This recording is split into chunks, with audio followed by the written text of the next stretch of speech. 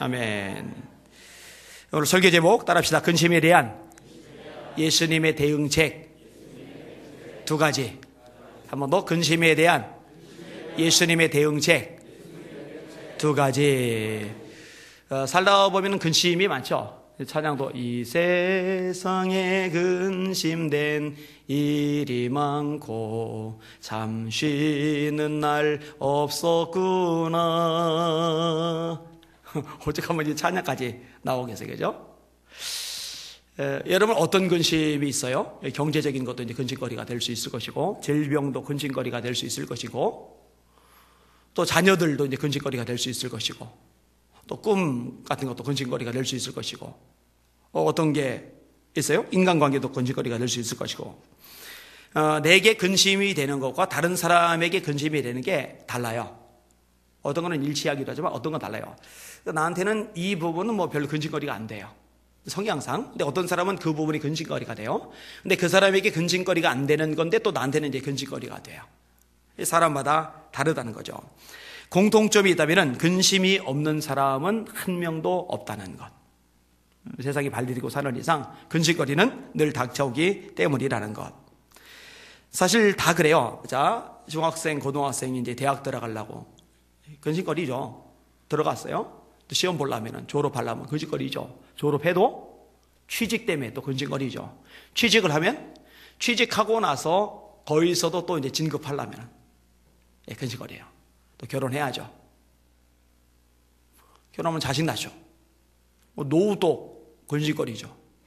이러고 보면요, 인생 전체가 이 근심에서 벗어날 수 없는 것이 사람의 모습이 아닐까, 이런 생각이 들어요. 이 근심은요, 사람의 에너지를 뺏어갑니다. 마음을 답답하게 만듭니다. 힘이 빠지게 합니다. 우울하게 합니다. 그리고 주님은 이 근심이 실제로는 우리 삶에 하나도 도움이 되지 않는다고 명확하게 말씀하십니다. 이렇게 말씀하세요. 머리털을 한 자루도 검거나 희게 할 수 없다. 키를 한 자라도 크게 만들 수 없다. 근심한다고 뭐 어떤 결과가 좋게 나올 수 있다면요, 머리 싸매고 근심하면 좋을 텐데 이 근심은 하등에 도움이 되지 않아요. 그래서 성경은요, 근심하지 말라고 반복적으로 말씀하고 계시는 겁니다. 특별히 오늘 보면은요, 이 근심에 대한 대응책 두 가지가 말씀되어지고 있는데, 첫 번째는 따라합시다. 하나님을 믿으라. 다른 말로도 가능해요. 따라합시다. 예수님을 믿으라. 이 두 가지가 겹쳐요. 자, 1절 말씀을 같이 읽을게요. 시작. 너희는 마음에 근심하지 말라. 하나님을 믿으니 또 나를 믿으라. 자, 하나님을 믿는다, 예수님을 믿는다라는 거는요, 예수님이 행하시는 것들에 대해서 신뢰하는 것을 말해요. 이 믿음이 크면 클수록요, 근심은 점점 줄어들고요, 이 믿음이 줄어들면 줄어들수록요, 근심은 점점 커져요. 그러니까요, 근심이 많은 사람은 믿음이 없는 거예요. 믿음이 있는 사람은 근심하지 않아요. 이게 명확히 되셨으면 좋겠어요. 다시 말합니다. 믿음이 없는 사람이 근심을 많이 해요. 믿음이 많으면 근심을 떨어버릴 수가 있는 겁니다. 여러분, 하나님이 여러분을 지키신다고 믿으셔요? 네, 믿으면은 근심에서 벗어날 수가 있죠. 도단에 엘리사가 살아요. 아람의 왕이 스트레스를 받는 거예요. 왜냐면 이스라엘 쳐들어가려고 준비를 해서 어디로 가겠다고 계획을 짜놓으면 이스라엘 왕이 거기다가 방비를 해놓는 거예요. 그래서 다시 장소를 바꿔서 다른 쪽으로 공격하려고 계획을 짜면은 거기다가 이스라엘 또 방비를 해놓는 거예요. 왜 이런 일이 가능한가? 엘리사가 기도하는 하나님의 종이잖아요. 이 아람의 대군이 어디로 쳐들어올지 기도하다가 미리 감독을 받는 거예요. 그럼 왕에게 살짝 알려주는 거예요. 그럼 왕이 거기다 대비를 하는 거예요. 근데 영문을 모르는 아람 왕이요, 막 화가 나는 거예요. 막 우리 가운데 첩자가 있다. 어떤 사람이 자꾸만 이 고자질한다, 우리가 회의한 것을. 그랬더니 그 중에 한 사람이 엘리사의 소식을 아는 거예요. 임금님, 그게 아니고요, 저 이스라엘에 엘리사라는 선지자가 있는데 왕이 침상에서 말하는 것까지도 압니다. 그러면 엘리사를 잡아야 뭔가 되겠구나. 그래서 군인을 엘리사가 있는 도당에 보냈어요. 이 도단을 맹 둘러싼 거예요. 아침에 이 광경을 본 이 엘리사의 사환이 바들바들 떠는 거예요. 근심에 사로잡힌 거예요. 왜 근심에 사로잡혔어요? 이제 다 죽게 생겼으니까. 근데 정작 엘리야 선지자는요, 아무 근심이 없어요. 얼굴이 병원해요. 왜 그래요? 하나님의 지키심을 엘리사는 아는 거예요. 엘리사가 게하시를 위해서 기도해. 하나님 보게 해주세요. 영안이 열려요. 그러니까 아람의 군대가 둘러쌌는데 아람의 군대보다 더 강한 하나님의 불말과 불병거가 엘리사를 호위하고 있는 거예요. 여러분, 하나님이 지키심이 보이는 사람, 하나님의 지켜주심을 믿는 사람은 근심할 이유가 없죠. 근데 하나님의 지켜주심을 믿지 못하면 근심에 사로잡힐 수밖에 없는 거예요. 시편 121편 제가 참 좋아하는 말씀입니다. 내가 산을 향하여 눈을 들리라. 나의 도움이 어디서 올까? 나의 도움이 천지를 지으신 여호와에게서로다. 여호와께서 너로 실족하지 아니하게 하시며 너를 지키시는 자가 졸지 아니하시리로다. 이스라엘을 지키시는 자는 졸지도 아니하시고 주무시지도 아니하시리로다. 여호와께서 네 우편에서 네 그늘이 되시나니 낮에 해가 너를 상하게 하지 아니하며 밤의 달도 너를 해치지 아니하리로다. 여호와께서 너희 출입을 지금부터 영원까지 지키시리로다. 여러분, 하나님의 지켜주심을 믿으시길 바랍니다. 병이 생겨도 사방으로 우겨쌈을 당해도 이 병보다 우겨싼 어떤 존재보다 더 강하신 손을 가지고 계신 하나님이 나를 지켜주고 계시다면 근심할 이유가 없는 거죠. 다윗이 자기를 잡으러 온 사울 왕을 향해서 한밤중에 가는 거예요. 한 1000여 명이 누워서 자는데 그중에 오줌 마려운 사람도 있을 법한데 자다가 얼른 깨서 눈 떴다가 저 다윗이다 외칠 만한 사람이 있을 법한데 사울이 있는 진 중앙까지 가서 물병과 창을 들고 나오는 동안에 아무도 깨는 사람이 없고 아무도 눈치를 못 채요. 왠지 알아요? 하나님이 지켜주시니까. 하나님이 사울의 군인들을 깊이 잠들게 하셨다고 성경이 말씀하고 있거든요. 하나님이요 수면제 쓰지 않고도 완전히 그냥 인사불성이 되게 만드신 거예요. 다윗을 지키시려고. 그게 안전한 거죠. 여러분, 또한 하나님의 열어주심, 이것을 믿으시고 근심하지 마시기를 주님의 이름으로 축원합니다. 때로 우리가 맞닥뜨린 골목에 도달할 때가 있어요. 이스라엘 백성들이 애굽에서 나왔는데 앞에는 홍해가 가로막고 있고 뒤에는 애굽의 왕 바로가 군인들과 병거들 거니고 쫓아오고 있고 길이 없죠. 길이 없죠. 근데 여러분, 성경에는요 이 홍해 맞다른 곳까지 인도하시는 분도 하나님이세요. 이걸 우리식으로 따지면 때로 우리를 막다른 곳까지 이끌어 가시는 분도 하나님이셔요. 왠지 알아요? 하나님의 능력과 기적을 경험하게 하시려고. 여러분, 길이 없는데 하나님이 모세를 통해서 홍해를 갈라버리셨어요. 마른 땅이 드러나 버렸어요. 없던 물에 길이 나버렸어요. 길을 여실 수 있는 분이 하나님이라는 거 믿으시길 바랍니다. 우리는요 그 하나님을 믿어야 돼요. 하나님을 믿는 모세는 담담하거든요. 너희는 가만히 있어서 오늘날 여호와께서 너희를 위해서 행하시는 구원을 보라. 너희가 오늘 본 애굽 사람을 또 다시는 영원히 보지 못하리라 라고 안심하고 있는데 백성들은 근심에 사로잡힌 거예요. 원망하는 거예요. 불평하는 거예요. 애굽에 매장지가 없어서 여기서 우리를 묻어버리려고 여기까지 이끌어 왔느냐. 여러분, 하나님이 매장지가 없어서 거기다 묻어버리려고 구원하시겠어요? 우리 식으로 따지면 하나님이 저와 여러분을 구원해 내셨잖아요. 예수 십자가에 이르러 구원해 내셨잖아요. 우리를 망해서 그냥 무덤에 묻혀버리게 하려고 우리를 구원해 주신 게 아니잖아요. 막다른 골목에 도달할 때 하나님이 제 인생, 여러분의 인생 속에 개입하셔서 길을 열어주신다는 거 믿으실 수 있기를 주님의 이름으로 축원합니다. 고린도서 10장이죠. 사람이 감당할 시험 밖에는 너희에게 당한 것이 없나니 오직 하나님은 미쁘사 너희가 감당하지 못할 시험 당함을 허락하지 아니하시고 또한 시험 당할 쯤에 피할 길을 내사 너희로 능히 감당하게 하시느니라. 여러분이 지금 아무리 힘들어도요 성경은 말씀해요. 여러분이 감당할 수 있을 만큼밖에 안 된다는 거. 여러분 이길 수 있어요. 믿으셔야 돼요. 말씀 인정하셔야 돼요. 그리고 정 감당할 수 없을 때는 하나님이 피할 길을 열어주신다는 거, 이것도 믿으시기를 주님의 이름으로 축원합니다. 하나님이 열어줄 거예요. 물론 때라는 게 있을 때 하나님의 때라는 거, 여러분 요셉에게 하나님이 꿈을 주셨는데 안 열리는 거예요. 구덩이에 떨어졌는데, 묵여서 끌려갔는데, 애굽에서 노예살이 하는데, 감옥에 들어갔는데, 술 맡은 관원장의 꿈을 해석해 줬는데 2년 동안 잊어버리고, 도대체 이게 1, 2년도 아니고 한두 달도 아니고 거의 14년 가까이 그 어마어마하게 긴 세월 동안 문이 안 열리는 거예요. 이 문이 안 열린 거는요, 하나님이 열어줄 능력이 없어서 안 열린 게 아니라 아직 하나님의 때가 되지 않은 거예요. 하나님의 때가 되면은 하나님이 열어주는 줄 믿으시길 바랍니다. 우리가 서로를 해가되 낙심하지 말지니 포기하지 아니하면 때가 이름에 거두게 하신다고 갈라디아서 6장 9절에 우리에게 분명히 말씀하셨거든요. 이 말씀을 인정하시고 믿으셔야 돼요. 왜 우리가 근심하지 않아야 되느냐? 하나님을 믿어야죠. 어떤 걸 믿느냐? 하나님의 공급하심을 믿으시기를 주님의 이름으로 축원합니다. 여러분, 예수님 당시에 무엇을 먹을까 마실까 염려하지 말라는 거는 오늘날 저와 여러분을 보고 뭘 먹을까 염려하지 말라는 것하고 차원이 달라요. 저와 여러분들이 먹고 사는 거 염려 안 해도 되는 이유가 사실 먹고 살아요. 여러분, 입을 옷 있죠?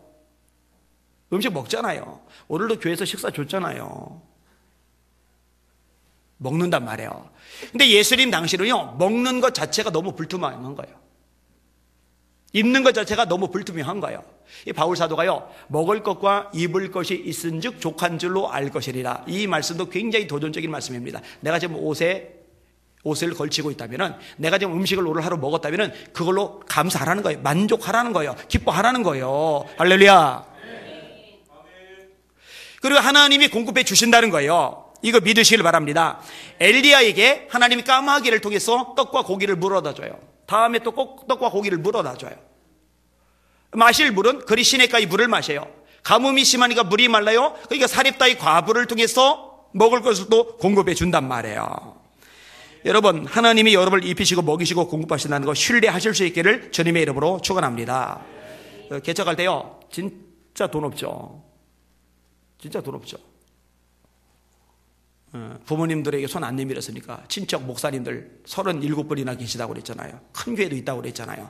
단돈 5만 원도 성교비에 보내주세요. 손 내밀지 않았으니까. 애초에 결심하기를 아내하고 하나님이 주시면 먹고 안 주시면 금식하기로 작정을 했으니까. 그래서 쌀이 똑 떨어진 적도 있고, 아내가 분유를 못 먹여가지고 물만 잔뜩 사서 먹이기도 했다는 얘기도 듣고. 근데 여러분이요, 그 모든 상황 속에서요, 한 번도 먹을 문제 가지고 근심해 본 적 없어요. 왜냐면 나는 하나님의 종이고, 하나님의 종은 말씀대로 살아야죠. 이 말씀에서 우리에게 먹을 거 가지고 염려하지 말라고 하셨잖아요. 하나님이 공급하시는 거 그거 믿으라고 말씀하셨잖아요. 그런 걸 믿는 게 맞잖아요. 당연히 그걸 믿어야죠. 하나님이 공급해 주시는 겁니다. 앞으로의 앞길 가운데도 하나님이 도와주시는 거, 인도하시는 거 믿으실 수 있기를 주님의 이름으로 축원합니다. 이 믿음이 근심에 대한 첫 번째 대응책이에요. 근데 성경을 보면은요, 하나님께서 구체적인 문제들을 해결해 주시면서 염려하지 마, 이렇게 말씀하시는 게 아니라요, 가장 근원적인 원리를 말씀하시는 거예요. 자, 예를 들어서 스룹바벨이 성전을 지어야 되는데 돈이 없잖아요. 70년간 포로 살다 왔으니까. 자재가 없잖아요. 기술이 없잖아요. 인력이 없잖아요. 그러면은 이 문제를 해결해 주기 위해서 돈을 보내주시든지, 자재를 보내주시든지, 기술자를 보내주시든지, 아니면 인력을 보내주셔야 뭔가 해결이 있잖아요. 우리 입장에서 병 들었으면 치료받게 하시든지, 가난하면 돈을 좀 주시든지, 자녀 속썩이면 돌아오게 하시든지, 사업의 길이 좀 열리게 하시든지, 꼬인 관계가 좀 회복되게 하시든지, 이렇게 구체적인 도움을 주셔야 하나님의 도움이라고 생각하기 쉬운데, 하나님은 그런 부분을 말씀하지 않으세요. 스가랴를 보내서 하나님의 말씀을 들려주시는데 단순합니다. 메시지가 굉장히 심플해요. 이는 힘으로 되지 아니하고 능력으로 되지 아니하며 오직 나의 영으로 되느니라. 성령 충만하면 된다는 거예요. 그런데 스룹바벨은요, 이 말씀을 액면 그대로 받아들여요. 믿음으로 반응해요. 하나님, 돈 주셔야 되는 거 아닙니까? 자재 주셔야 되는 거 아닙니까? 기술자 보내줘야 되는 거 아닙니까? 인력 주셔야 되는 거 아닙니까? 그런데 생뚱맞게 성령 충만을 말씀하시면, 하나님, 성령 충만하고 건물 짓는 것하고 도대체 뭔 상관인데요? 이렇게 말하지 않는다는 거죠. 그걸 받아들여요. 그리고 믿음으로 하나님의 말씀을 받아들인 스룹바벨에게 하나님이 기적을 행하시는데 실제로 스룹바벨 성전이 완공되죠. 그게 유명한 스룹바벨 성전인 거잖아요. 여러분, 오늘 본문의 말씀도 마찬가지예요. 하나님, 내게 이런저런 그런 문제들 있어서 근심거리가 가득한데, 하나님, 이게 해결돼야 근심이 없어지죠. 저게 해결돼야 근심이 없어지죠. 요게 풀어져야 근심이 없어지죠. 저게 좀 보완이 돼야 근심이 없어지죠. 근데 주님은 원로를 말씀하세요. 아니야. 그리고요, 어떤 게 근심거리나 그게 해결돼도요, 장담합니다. 믿음이 없으면요, 그 근심거리 해결돼도 또 다른 근심거리 맞부딪혀요. 또 다른 근심거리 맞부딪혀요. 평생 어차피 근심의 고리에서 못 끊어내요.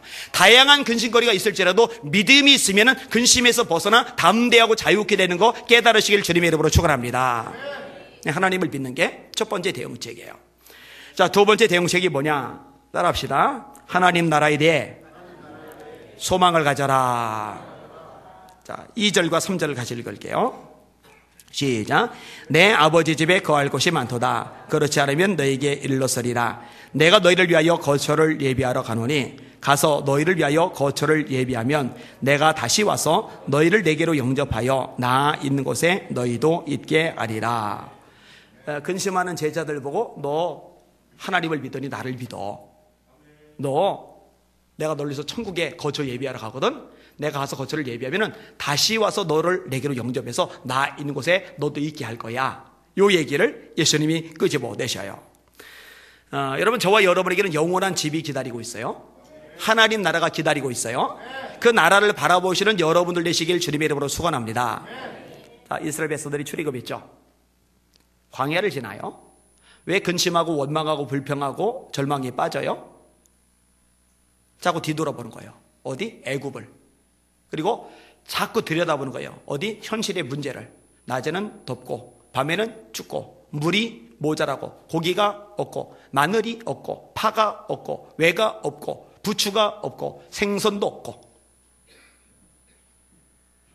길이 험하고 아말렉 대적들이 있고. 근데 이들이 놓치고 있는 게 뭐예요? 이전도 들여다보는데 애굽, 지금도 들여다보는데 광야. 근데 이들이 지금 뭘 놓치고 있는 거예요? 하나님이 약속하신 약속의 땅 가나안을 지금 놓치고 있는 거예요. 지금 어디를 향해 가는 거예요? 가나안 땅을 향해 가는 거잖아요. 이거 소망이거든요. 그러니까 가나안 땅을 바라보면서 이 광야를 지나가야 되는데 현실만 보고 과거만 보는 거예요. 여러분, 바울 사도가요 골로새 3장에 이렇게 가르칩니다. 너희가 그리스도와 함께 다시 살리심을 받았으면 위의 것을 찾아라. 거기는 그리스도께서 하나님 보좌 우편에 앉아 계시느니라. 위의 것을 생각하고 땅의 것을 생각하지 말라. 위의 것을 생각하고 땅의 것을 생각하지 말라.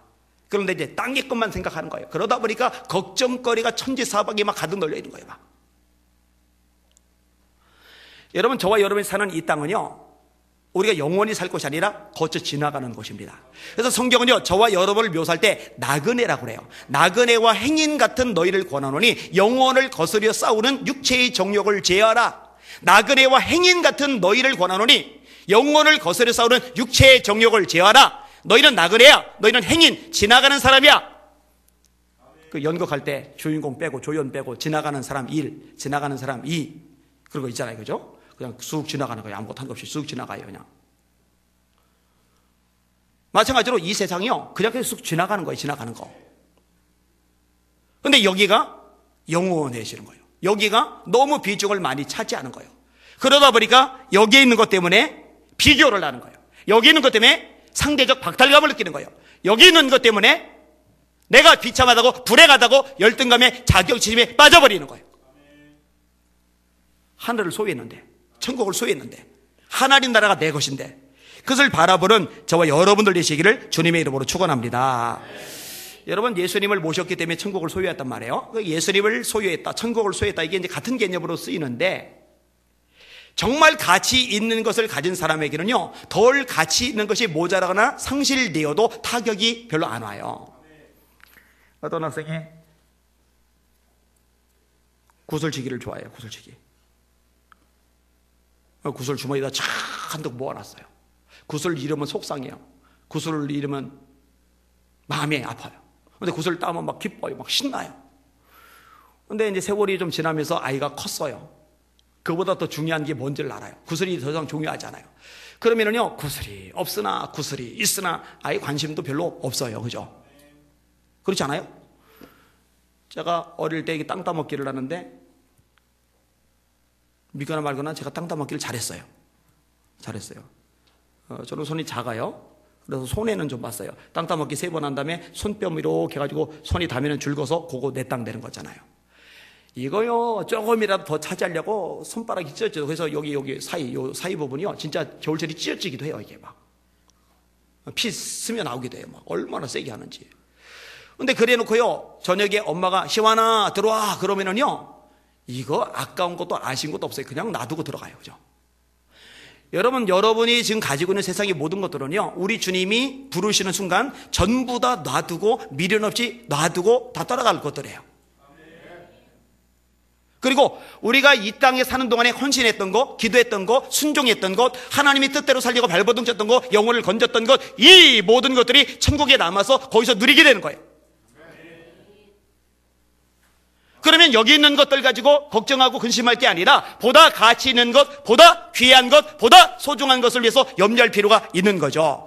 바울 사도가 이렇게 고백합니다. 내게 유익하던 것을 다 해로 여길 뿐더러 또한 모든 것을 해로 여김은 내 주 그리스도 예수를 아는 지식이 가장 고상하기 때문이다. 내가 그를 위하여 모든 것을 잃어버리고 또한 배설물로 여김은 그리스도를 얻고 그 안에서 발견되려 함이니. 이렇게 말한 바울 사도가요, 진짜 그렇게 살아요. 고린도서 11장에 보니까요, 40에 하나 감한매를 5번 맞았어요. 태장을 3번 맞았어요. 돌로 맞았어요. 일주일을 기품해서 보냈어요. 물에 빠져서 표류한 거예요. 시내의 위험, 강도의 위험, 동족의 위험, 수많은 위험을 당해요.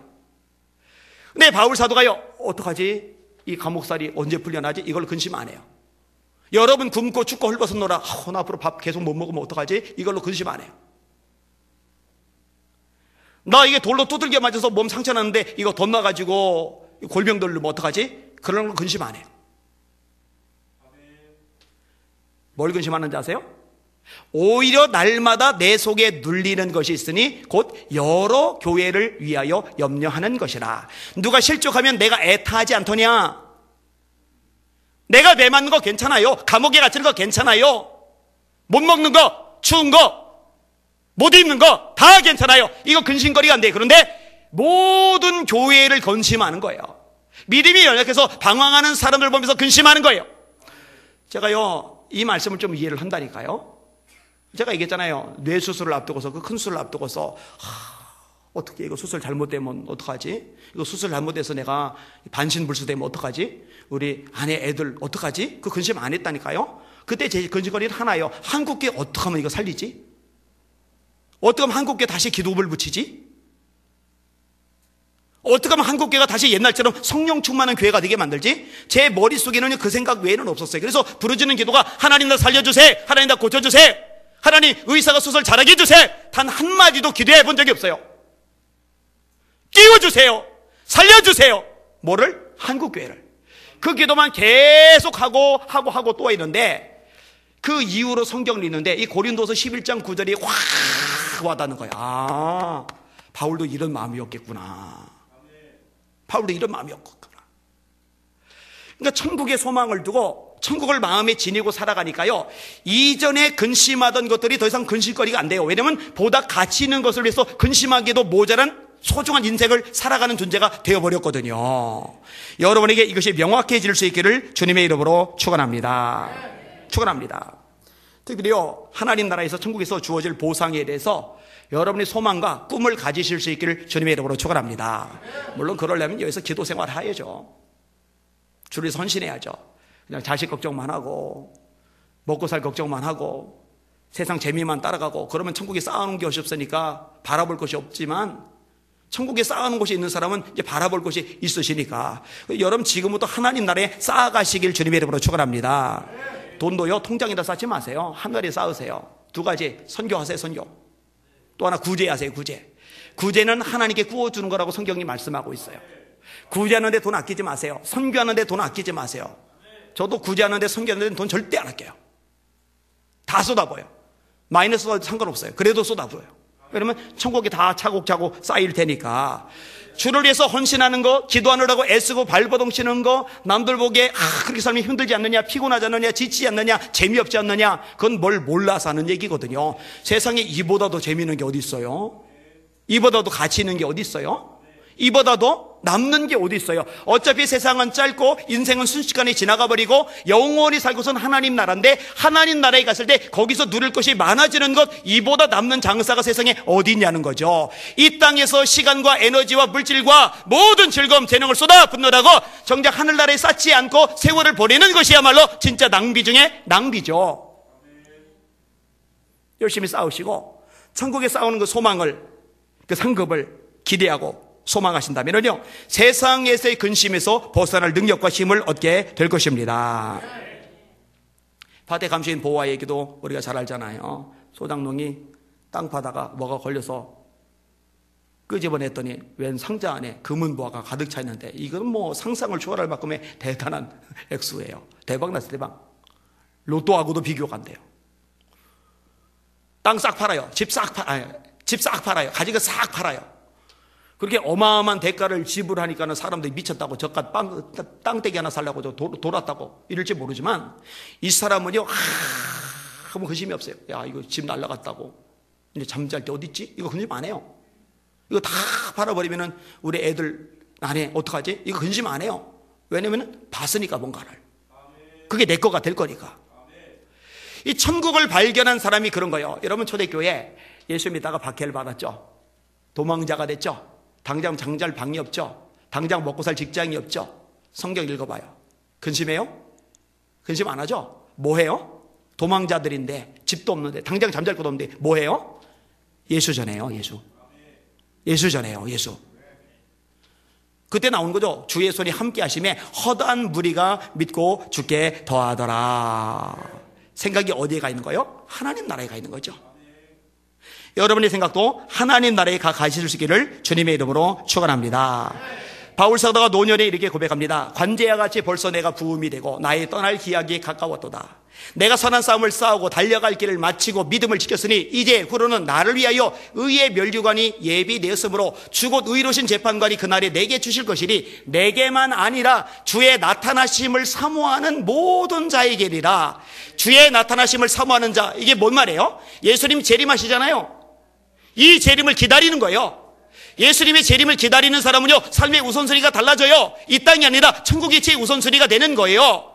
이러한 사람은요, 인생이 변화가 되는 거예요. 그리고 그렇게 산 사람들에게 바울에게 줬던 의의 면류관을 바로 그 사람에게도 주실 것이라고 디모데후서 4장에 말씀하고 계시는 거예요. 이런 것들을 소망하면서 바울이 근심하지 않는 거죠. 여러분, 바울이 이 디모데후서 4장을 쓸 때요, 나이가 이미 많아요. 몸이 병이 났어요. 주변에 사람들이 다 떠나갔어요. 그런데 나 노년에 보살펴 줄 사람도 없고 어떡하지? 근심에 잡혀가지고 나 몸이 병들어가지고 이제 아프고 힘들고, 시간 가면 갈수록 몸이 더 쑤실 텐데, 뼈마디가 다 아플 텐데 이제 어떡하지? 그거 근심 안 하고요, 소망 있죠? 이제 후로는 나를 위해서 의의 면류관이 예비되었어. 주님이 내게 주실 거야. 그거 기다려줘. 와, 그거 받았으면 얼마나 감사하고 얼마나 기쁠까. 근심이 꽉 차 있는 게 아니라 소망이 꽉 차 있어요. 상황은 인간적으로 볼 때 밑바닥인데 너무 불쌍한 처지가 됐는데, 왜? 천국에 소망이 있으니까.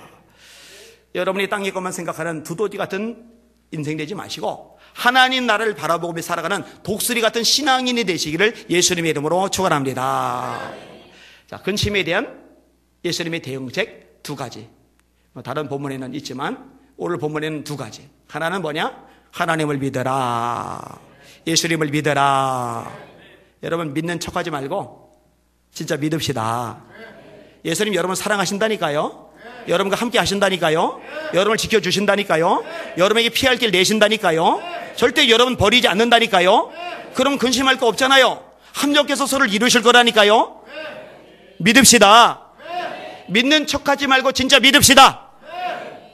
이 해결책이에요. 심플해요, 아주. 자, 두 번째 해결책이 뭐냐? 하나님 나라 천국을 소망하실 수 있기를 주님의 이름으로 축원합니다. 그 하나님 나라, 영원한 나라, 그 위대한 나라가 제 것이 됐어요. 여러분의 것이 됐어요. 여러분은 하나님의 자녀이고, 자녀이면 후사, 하나님의 유업을 받을 상속자란 말이에요. 오늘 생명 끝나도 천국이 보장되잖아요. 영원한 것을 소유하고 있잖아요. 가장 위대한 선물을 이미 가지고 있잖아요. 이것을 바라보면요, 지금의 어려움도, 시련도, 아픔도, 외로움도, 배신감도, 상처도 이겨나갈 수가 있어요. 그런데 지금 사람만 보고, 지금 문제만 보고, 지금 처지만 보고, 지금 경제만 보고, 지금 자기 몸만 보고, 지금 땅 광야만 보니까 얼굴은 일그러지고 그냥 인상 빡빡 쓰고 그냥. 왜 가나안 땅을 못 볼까? 왜 가나안 땅을 못 볼까? 왜 천국을 못 바라볼까? 우리 사랑하는 예수 믿는 성도들의 영안이 열려지기를 주님의 이름으로 축원합니다. 천국을 소망하는 그 믿음 때문에, 그 능력 때문에 날마다 기뻐하며 날마다 감사하며 날마다 찬송이 끊이지 않는 여러분의 삶이 되시기를 주님의 이름으로 축원합니다. 근심에서 벗어나는 대응책 두 가지. 하나님을 믿어라, 천국을 소망하라. 아멘. 기도하겠습니다.